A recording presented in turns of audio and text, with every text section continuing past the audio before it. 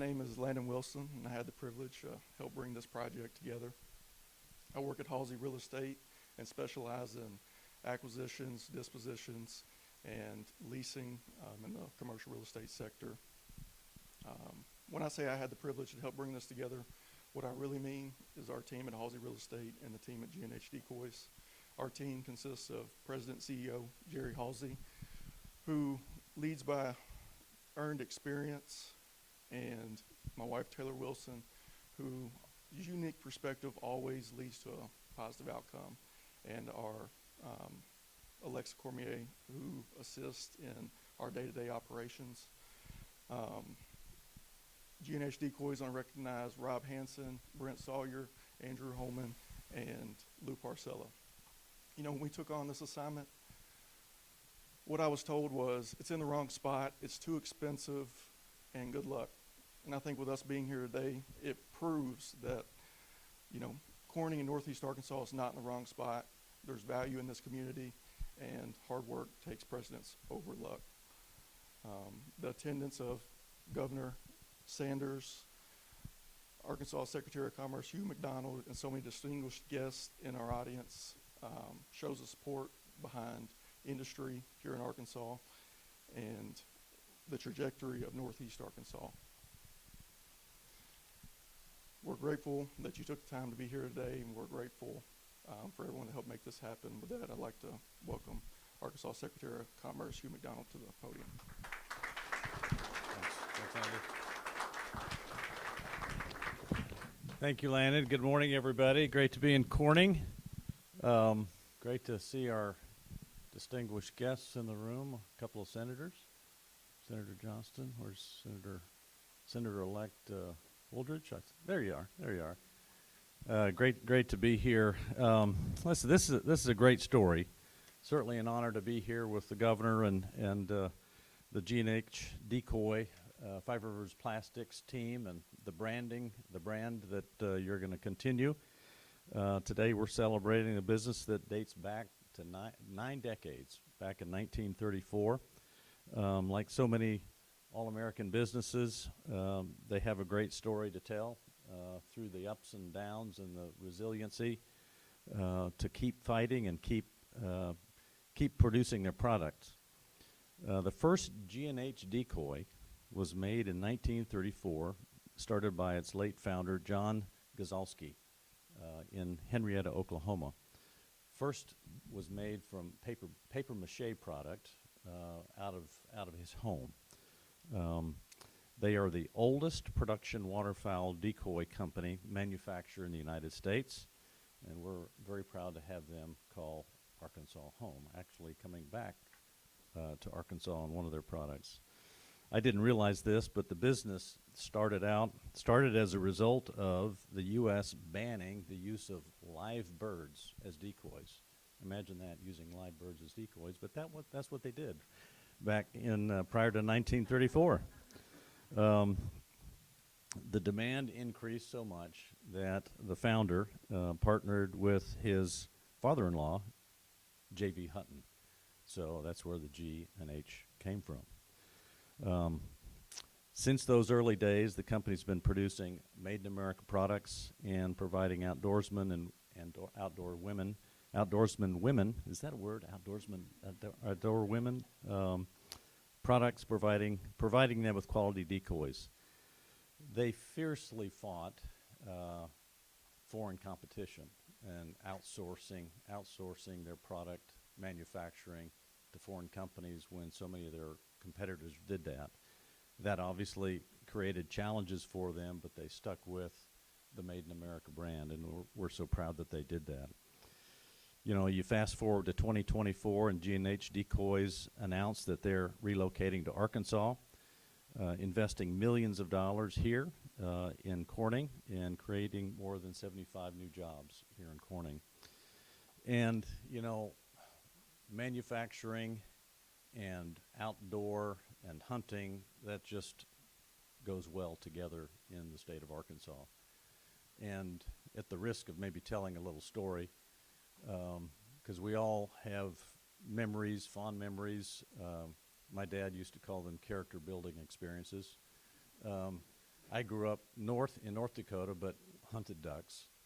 And when I see decoys, I have memories of standing at 4:30 in the morning, dark, looking at the trunk of a car, putting on waders, looking with a flashlight, getting out the gun, getting your coats on, put a couple boxes of shells in your coats, and then my dad throwing a gunny sack full of decoys and say, "Here, go walk across that plowed field a quarter of a mile and go put the decoys out." So decoys, fond memories are something that I remember growing up, and I know I can't be the only person that has those memories of hunting and fishing and decoys. So Joshua, I'd like to introduce Joshua to come up to tell the story, to keep those dreams and keep those hopes alive for the next generation. Thank you. Thank you, sir.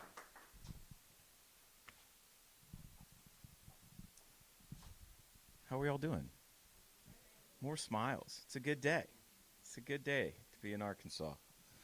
Governor, Secretary, welcome to Corning. Welcome to Five Rivers. Thank you for bringing the capital to our town for a day. And more than that, thank you for what it represents. It says that American manufacturing matters. It says that American hunting companies matter. It says that rural communities are not an afterthought in this state. In Arkansas, they are the point. I also want to thank three men without whom we would not be standing here today. Mayor Arndt, Milton Smith, president of National Bank of Commerce, and my friend Mike Thompson of First Horizon Bank. Big cities, big companies in big cities have systems. Rural towns have people. When we hit a wall, and I promise you, running a small business, you run into a lot of walls. These men didn't hand us a form. They picked up the phone, they sat across the table, they figured it out. It's that relationship, it's that creative problem solving that never shows up on a balance sheet. But it is exactly what steadies a business in a rural place. It is the difference between a company that lands somewhere and a company that takes root. And I want to say a few words about rural America, because it gets talked about in media like it's memory. It isn't. 1 in 5 Americans, 60 million people, live in rural communities. They grow the food, they cut the timber, they drive the trucks, they raise their families, and they fill the pews and the duck blinds of this country. Rural America is not what this country used to be. It is the lifeblood of what this country still is. It's just been overlooked, flown over on the way to something louder. But something is turning. Manufacturing is returning home to America. And when it comes home, it's not going to come home to everywhere. It's going to come home to the states and to the towns that open the door, that show up with programs, that show up with partnerships, with people who answer the phone. Arkansas opened the door. Corning opened their door. And here's the part that matters the most to me. What happens next will not stay within these four walls. Manufacturing infrastructure ripples. It becomes a household income that provides a family with room to breathe. And when household incomes rise, something important and quiet happens. Someone in this town will find the margin to bet on themselves. A coffee shop, a restaurant, a clothing store, college, whatever they can dream of. A kid who was raised here gets to stay here, gets to build a life in a community that built them without sacrificing 1 ounce of quality of life to do it. People ask, why did Five Rivers come to Arkansas? Pretty simple. If you're going to be in the waterfowl or the outdoor industry, there is no better place on earth to call home.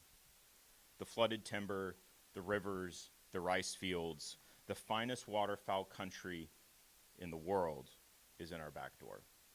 And that's not scenery to us. That's an unmatched playground for research and development. We don't have to imagine the conditions our products face. We just have to walk outside. But the resource is not the most important part. It's the people. In Arkansas, hunting and fishing are not hobbies. They are inheritance. They're passed down by generations like a family name. And they give us something you can't manufacture. A workforce of eager, hardworking men and women who love what we stand for, who love their state, who love being part of an American-made story. You can't train that. You can only hope to find it. And we found it here. And we're not going to leave that workforce to chance. Corning sits at a crossroad of two-year colleges and technical schools like Black River Technical College, Arkansas Northeastern College, who have a track record in training people for exactly the kind of work we do here. We envision building career-specific training right alongside them so that the next generation doesn't have to leave home to build a career. Which brings us to what do we actually do here and the story we've been handed. G&H Decoys has been American-made for 92 years. We didn't buy a brand. We took on a trust. We are its caretakers, nothing more, nothing less. And we've brought that same philosophy to the companies Deception Decoys and Dog Company, founded in Kansas, acquired by us in 2025. Hebert's Custom Decoy Rigs, founded in Louisiana, acquired by us in the same year. 4 American-made companies, all of them built today in the building we're standing in. And this building deserves a word of its own. Long before we arrived, it was a beacon in this community. Decades of jobs, of families supported, of proud people sent out into the world with a work ethic stamped into them. We inherited 92 years of excellence from G&H. We inherited something just as weighty from these 4 walls. We intend to be worthy of both, as an employer and as a neighbor. But our vision does not stop here. We want Five Rivers and Corning to be a recruiter. There are outdoor companies and manufacturers all across this country looking for what we have found. Ground to stand on, a town that wants them, and a state who opens the door. Our message to them is simple. Come see what we have found. There is plenty of room in Arkansas. Governor, Secretary, thank you for taking some time to see what Corning and Five Rivers are building. Because what is happening here is not nostalgia. It is not revival of something gone. It is a renewal of something that never left. Rural America doesn't need saving, it needs a chance. Arkansas gave us ours, and we intend to make it count. Thank you all for your time today and learning a little bit about Five Rivers. I know the real reason you're all here, so I'll invite the governor to share a few words.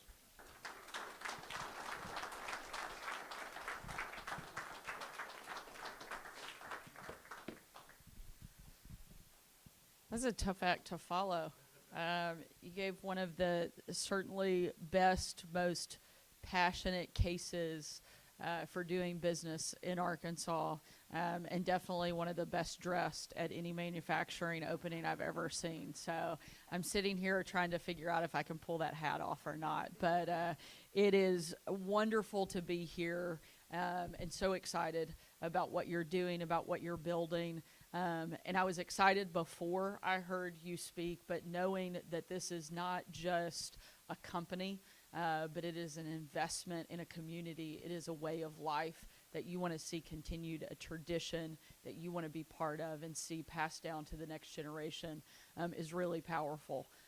As a mom of kids who love to be in the outdoors, I think what you're building and what you're continuing is really special. So thank you for letting the rest of us be here to celebrate with you. It's exciting to be back in Northeast Arkansas. Had the chance to be all over in Jonesboro yesterday I have no idea how many events we did, but they were great and wonderful, and looking forward to another amazing day in this part of the state.